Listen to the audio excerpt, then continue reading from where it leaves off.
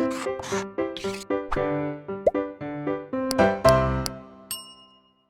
Students, blueprint में आपका स्वागत है। मेरा नाम अनुज शर्मा, आपका केमिस्ट्री टीचर।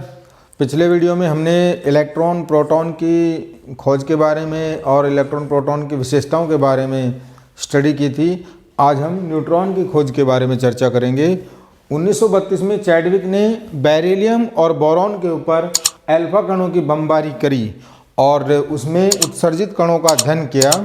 तो उन्होंने देखा कि ये कण जो था विद्युत उदासीन था और इसका द्रव्यमान प्रोटॉन के लगभग बराबर था एवं उदासीन प्रकृति होने के कारण इसको न्यूट्रॉन कहा गया था।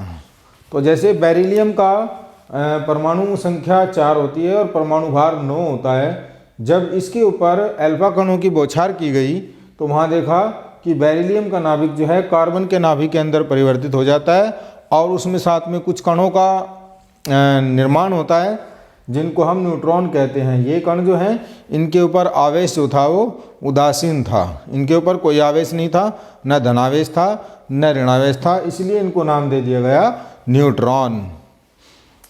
बोरॉन के ऊपर जब अल्फा कणों की बौछार की जाती है तो यहाँ पर ये नाइट्रोजन का नाभिक का निर्माण होता है और साथ में न्यूट्रॉन की उत्पत्ति होती है।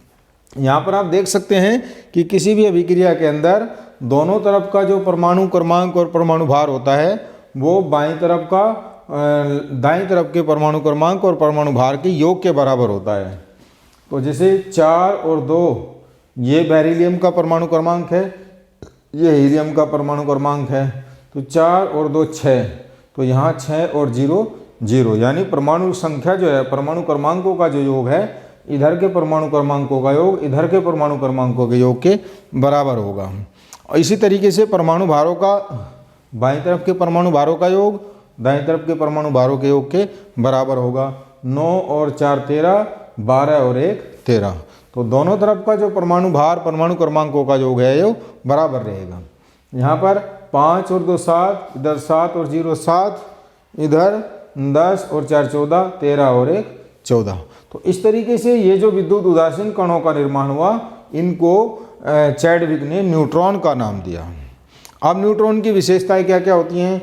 ये उदासीन होते हैं और इसका द्रव्यमान लगभग हाइड्रोजन के द्रव्यमान के बराबर होता है। प्रोटॉन का द्रव्यमान भी हाइड्रोजन के द्रव्यमान के बराबर होता है, यानी प्रोटॉन और न्यूट्रॉन का द्रव्यमान जो होता है वो लगभग बराबर होता है। इसे हम 0n1 से प्रदर्शित करते हैं, यानी कि इसका 0n1। और ये चुंबकीय क्षेत्र में अप्रभावित रहते हैं क्योंकि इनके ऊपर कोई आवेश नहीं होता है, ये विद्युत के उदासीन होते हैं, इसलिए चुंबकीय क्षेत्र में हमेशा अप्रभावित रहते हैं। इनकी त्रिज्या प्रोटॉन की त्रिज्या के बराबर होती है, 10⁻⁻13 सेंटीमीटर होती है। और ये भी नाभिक के अंदर पाए जाते हैं। नाभिक के अंदर प्रोटॉन पाए जाते हैं और नाभिक के अंदर न्यूट्रॉन पाए जाते हैं। और इलेक्ट्रॉन जो होते हैं नाभिक के चारों तरफ दीर्घवृत्ताकार कक्षाओं में घूमते रहते हैं। और जो तत्वों के भौतिक गुण होते हैं वो प्रोटॉनों की संख्या पर तो निर्भर करते ही हैं, साथ में न्यूट्रॉनों की संख्या पर भी निर्भर करते हैं। और परमाणु को जब आयन के अंदर परिवर्तित किया जाता है तो उसके अंदर इलेक्ट्रॉनों की संख्या में कमी या वृद्धि होती है, लेकिन प्रोटॉन और न्यूट्रॉन की संख्या में कोई कमी या कोई वृद्धि नहीं होती है। अभी तक हम परमाणु के 3 मूल कणों की डिस्कवरी के बारे में अध्ययन कर चुके हैं। कौन कौन से वैज्ञानिक ने इलेक्ट्रॉन प्रोटॉन न्यूट्रॉन के बारे में किस तरीके से उनकी डिस्कवरी की, कौन कौन से एक्सपेरिमेंट किए थे, वो सभी बातें हम डिस्कस कर चुके हैं। अब हम परमाणु के जो 3 मूल कण होते हैं इलेक्ट्रॉन प्रोटॉन न्यूट्रॉन, उन तीनों के बारे में तुलनात्मक अध्ययन करेंगे। उन तीनों की विशेषताओं का एक सारणी के द्वारा अध्ययन करेंगे।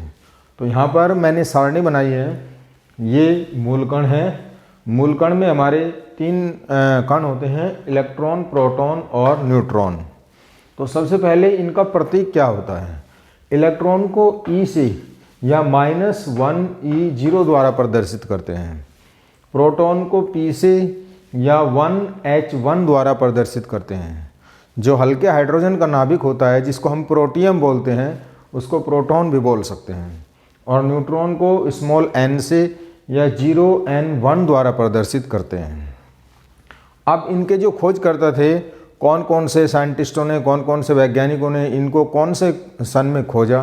तो इलेक्ट्रॉन को जे थॉमसन ने 1897 में खोज की थी। प्रोटॉन की खोज रदरफोर्ड ने 1919 में की थी और न्यूट्रॉन की खोज चैडविक ने 1932 में की थी। इनका द्रव्यमान कितना होता है? इलेक्ट्रॉन का द्रव्यमान 9.1 × 10⁻⁻28 ग्राम होता है। प्रोटॉन का द्रव्यमान 1.6 × 10⁻24 ग्राम और न्यूट्रॉन का द्रव्यमान 1.6 × 10⁻24 ग्राम होता है। अब इनके ऊपर आवेश जो होता है वो कितना होता है?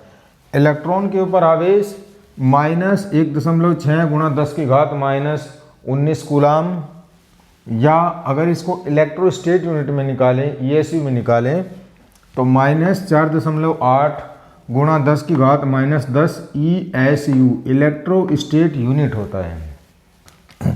प्रोटॉन के ऊपर जो आवेश होता है वो इलेक्ट्रॉन के बराबर ही होता है, लेकिन यहाँ पर धनावेश होता है, यानी इलेक्ट्रॉन के ऊपर ऋणावेश होता है और प्रोटॉन के ऊपर धनावेश होता है। कितना होता है? +1.6 × 10⁻19 कूलाम या +4.8 × 10⁻10 ESU इलेक्ट्रोस्टेट यूनिट। और न्यूट्रॉन के ऊपर कोई आवेश नहीं होता है, न्यूट्रॉन हमेशा उदासीन होता है। अब इनकी त्रिज्या कितनी होती है? इलेक्ट्रॉन की त्रिज्या 2.8 × 10⁻13 सेंटीमीटर होती है और प्रोटॉन और न्यूट्रॉन की त्रिज्या 10⁻13 और 10⁻13 सेंटीमीटर होती है। तो ये सभी जो मूल कण होते हैं जिनसे परमाणु बना होता है मिलके, उन सभी के बारे में तुलनात्मक अध्ययन है और ये सारणी से हमें इम्पोर्टेंट सूचना मिलती है। इसके अलावा कुछ अन्य कण भी होते हैं मूल कण के अलावा, जो कि परमाणुओं के अंदर और खोजे जा चुके हैं, जिनकी डिस्कवरी और हो चुकी है। पॉजिट्रॉन की डिस्कवरी 1932 में CD एंडरसन ने की थी और इनके ऊपर +1 आवेश होता है, यानी कि हम इनको कैसे प्रदर्शित करते हैं? +1E0 द्वारा प्रदर्शित करते हैं। मेसॉन की डिस्कवरी 1935 में युकावा ने की थी। इनके ऊपर आवेश प्लस भी हो सकता है, माइनस भी हो सकता है या 0 भी हो सकता है और इनको π+, π- या π0 के द्वारा प्रदर्शित करते हैं। न्यूट्रिनो की खोज 1927 में पॉलिंग ने की थी। इनके ऊपर आवेश 0 होता है, न्यूट्रॉन के जैसा ही होता है। एंटी प्रोटॉन की खोज 1956 में सैगरे ने की थी और इनके ऊपर आवेश जो होता है वो ऋणावेश होता है, यानी इनको P- से प्रदर्शित करते हैं। और एंटी न्यूट्रॉन की खोज 1956 में कॉर्क ने की थी और इनके ऊपर भी आवेश 0 होता है और इनका जो चक्रण होता है वह न्यूट्रॉन के विपरीत होता है, यानी कि proton plus antiproton equal to neutron plus antineutron. अगर न्यूट्रॉन का चक्रण इधर होता है तो एंटी न्यूट्रॉन का इधर की तरफ होता है। अगर न्यूट्रॉन का नीचे की तरफ होगा तो एंटी न्यूट्रॉन ऊपर की तरफ हो जाएगा, यानी दोनों एक दूसरे के उल्टी दिशा में चक्रण करते हैं। तो बच्चों, अगर आपको ये वीडियो हमारा पसंद आया है तो इसको ज़्यादा से ज़्यादा लाइक करें, हमारे चैनल को ज़्यादा से ज़्यादा सब्सक्राइब करें, जिससे ये सारी जानकारी, महत्वपूर्ण जानकारी ज़्यादा से ज़्यादा बच्चों तक पहुंचाई जा सके। अगली वीडियो में अगला टॉपिक लेके जल्दी आएंगे। धन्यवाद।